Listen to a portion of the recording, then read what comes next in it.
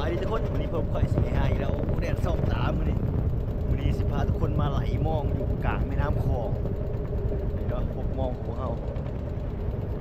มารอรุ้นนำกันว่าชีได้ป่าหรือบ่มื้อนี้หลังจากที่ได้ลงน้ำคลองมาโดนเติบแล้วมื้อนี้ไปกับอ้ายเนาะไปเบิ่งอ้ายไหลมองแดดขนาดได้นอนแดดส่องตามื้อนี้เฮาไหลมอง8 เส้นมื้อนี้โอ้สิได้บ่เพราะว่าช่วงนี้ปลามันยังบ่ค่อยถึกปานใดอันถึกช่วงยามเดือน3เดือน4มีชิดลุ้นหลายแต่ว่ายามนี้เดือน11มันบ่ค่อยถึกปานใดแต่ว่าไปลองเบิ่งแต่ละมื้อเข้าไปพอได้กินอยู่บ่ได้ปิ้งมื้อละ 2-3 โตสิช่วงนี้มันอึดป่าคันถึกกับประมาณตัวละครึ่งโลตัว5-6 ขีดเนาะเราลุ้นกันว่าสิถึกบ่ถึกเนาะไป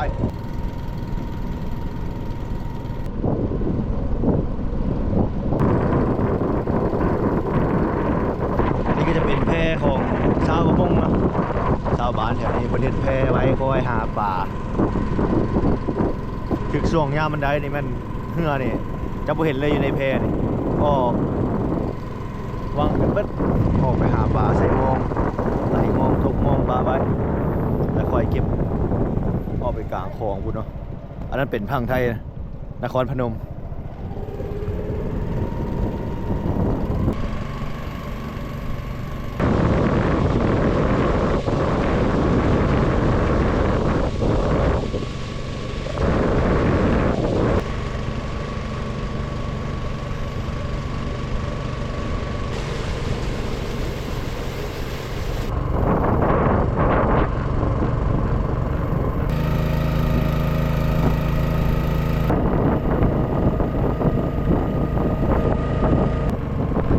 และข้างหน้านี้จะเป็นวังสงวนทุกคนมีแค่กระตุกน้ำนี่ขึ้นไป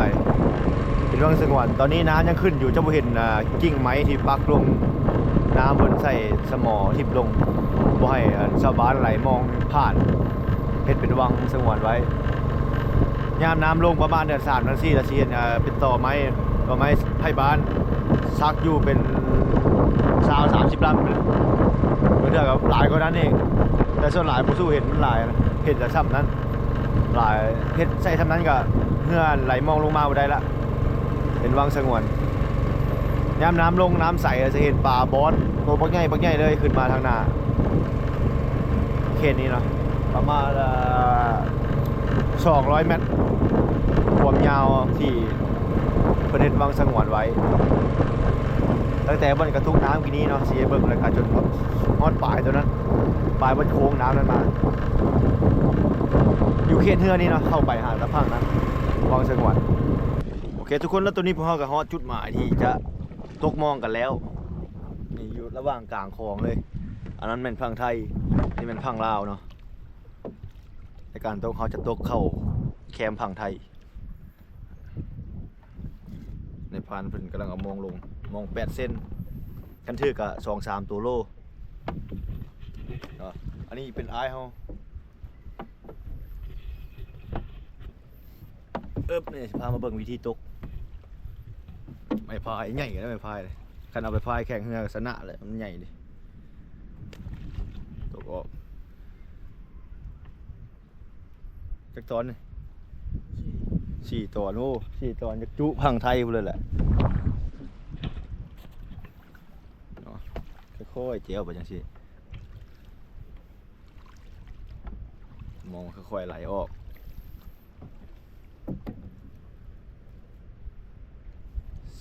ตอนหนึ่งก็ประมาณ3-40 เมตรม้อนบุติก3-40 เมตรตอนหนึ่งมันจากมือเดือนหนึ่งนอกจากตะเวนเนาะส่องมาทางภาคไทยกันย้ำแดงมันสีแจ้งตะเวนส่องขับพังลาว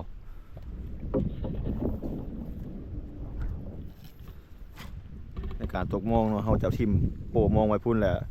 ค่อยๆพายขึ้นมาปานน้ำขึ้นกันเอาพายลงมันเรือมันสิไหลไวก่อน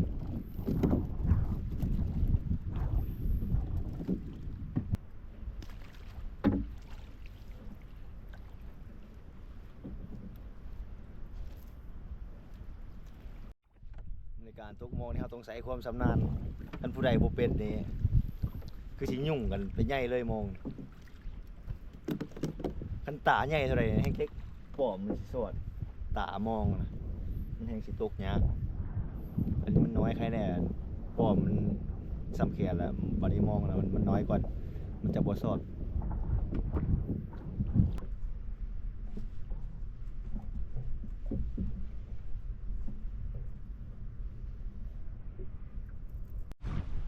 ทุกคนตัวนี้พวกเขาก็กำลังจะเร็วตกมอง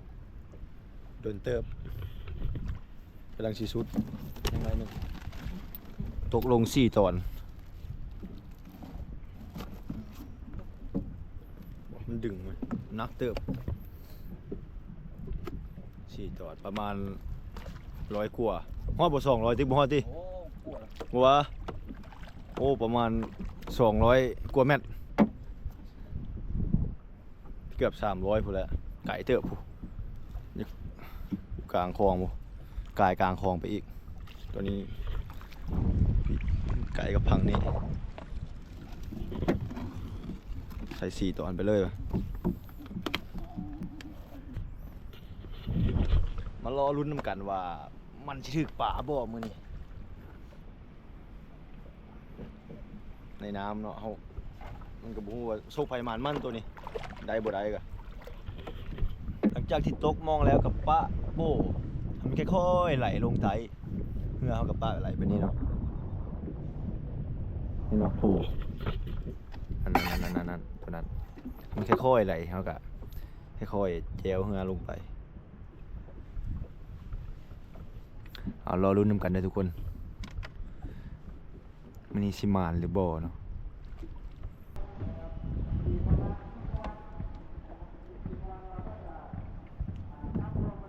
โอเคทุกคนแล้วตัวนี้พวกเขากำลังเกี่ยมเก็บมองกัน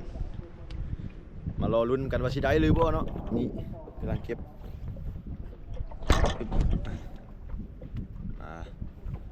ปลอมทำอิฐยังบ่เห็นโต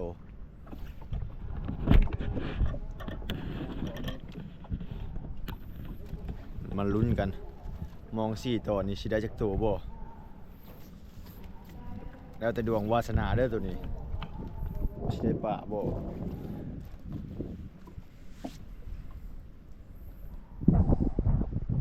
ลุ้นเขาจะกู้ไว้นิดนึงเนาะปกติจะกู้อยู่ยับลงไปอีกยานเรือคิวงานประเพณีแล่นข้ามของส่งคนข้ามไทยอยู่ด่าน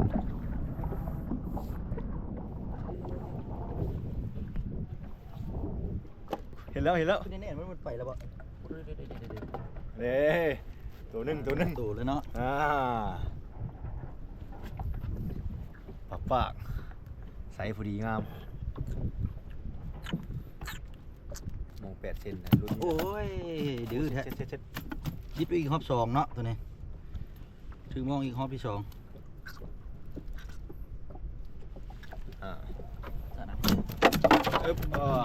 ระน้ำเขาเพื่อนป่านข้าให้ป่าก่อน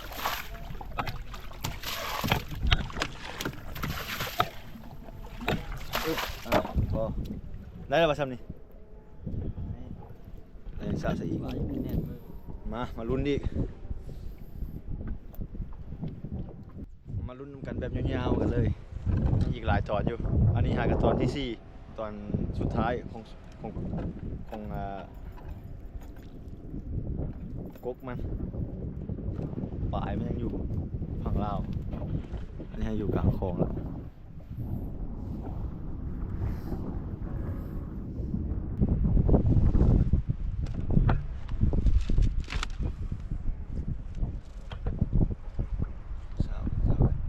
โอ้มาอีกแล้วตัวนึง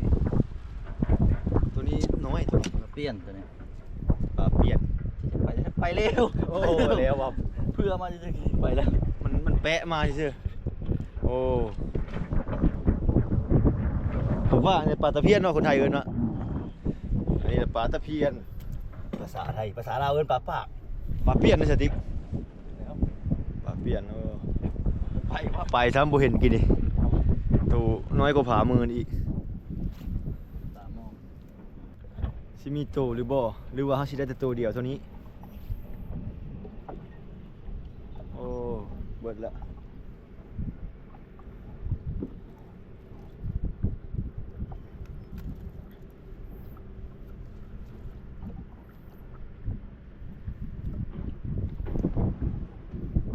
มันเบิดสำนี้ดีเลยเบิดแล้วมีบ่มี ตัวนี้ เด้โอ้ถึกเสยคือว่าได้สองตัว นี่ โอ้มาถึกให้เนาะ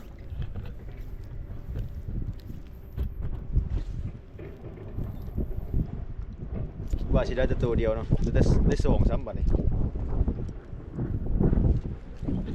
ครับเรียบร้อยเอาไปพุ่นเบิดบ่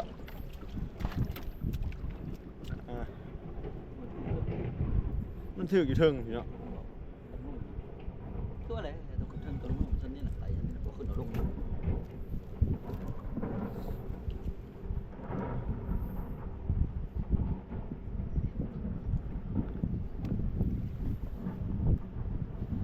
เบิดแล้วสองตัว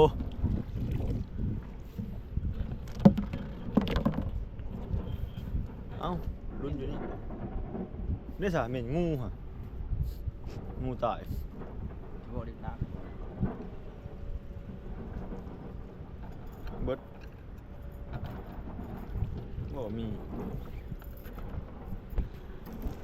เบิดซ้ำนี้ได้แต่สองตัวซ้ำนี้โอ้